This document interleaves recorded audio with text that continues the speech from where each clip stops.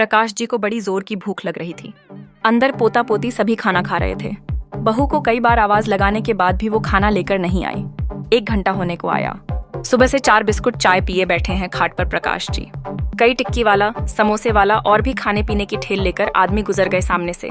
उन्हें देख 75 वर्षीय प्रकाश जी की भूख और जोरों से बढ़ गई। बाकी दिन तो सुबह बच्चों के स्कूल के लिए खाना बनता है तो एक परांठा प्रकाश जी को भी मिल जाता है, पर ये इतवार का दिन तो 1 बजे तक खाना बन पाता है। आज तो बच्चों को भी मिल गया पर घर के बूढ़े बच्चे को नहीं मिला।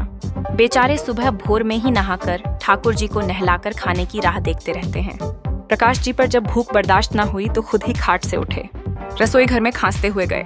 बहू ने अपना घूंघट बढ़ा लिया। प्रकाश जी ने हॉटकेस से 2 रोटी निकाली, कुकर से गर्मा गर्म चावल निकाला, कढ़ाई से आलू गोभी की सब्जी, कटोरी में दाल। समय बहुत लगा उन्हें बर्तन ढूंढने में, लगे भी क्यों ना जब से पत्नी श्री परलोक सिधारी। रसोई घर में आना ही बंद हो गया उनका। पूरा दिन बाहर बैठक में रहते। दिन में चारपाई डाल बाहर चबूतरे पर बैठ जाते, फिर शाम को अंदर आ जाते। बेटा सुबह का दफ्तर गया, रात में ही आता। उसका भी थका हुआ चेहरा देखने को खाट पर लेटते भी नहीं थे। प्रकाश जी की बिटवा को देख लूं तभी सोऊं।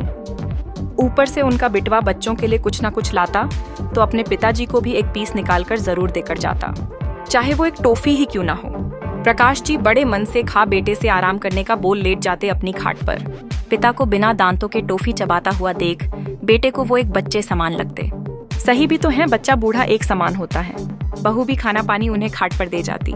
जब आज भूख उनके बस में ना रही तो खुद ही चले आए है रसोई घर में। तभी प्रकाश जी कांपते हाथों से अपनी थाल उठा रहे थे कि उनका ध्यान फ्रीज की तरफ गया।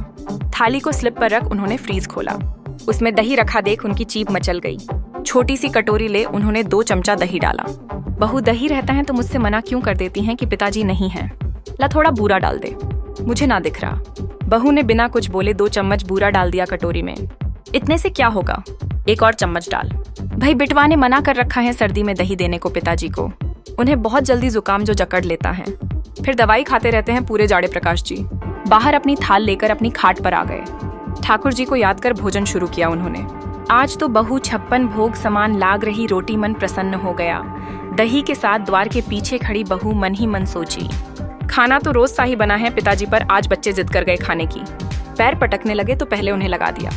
यह तो भूल ही गई मैं कि घर में एक और बच्चा है जो पैर तो नहीं पटकता पर भूख तो उसे भी लगती है। अगले दिन से लहसुन का छौंक लगा रायता रोज प्रकाश जी को उनकी थाल में दिया जाने लगा। अब ना तो वो उन्हें नुकसान करता। वो खुश होकर मूछें पोंछते हुए अपने दोनों हाथ बहू के सर पर रख देते। आखिर आत्मा संतृप्त होगी तो आशीर्वाद तो स्वतः ही मिल जाएगा। अब खाना भी प्रकाश जी को उनके बोलने से पहले ही परोस दिया जाता। जिस घर के बड़े बूढ़े खुश हैं उस घर में तो खुशियां चारों तरफ से बरसती हैं।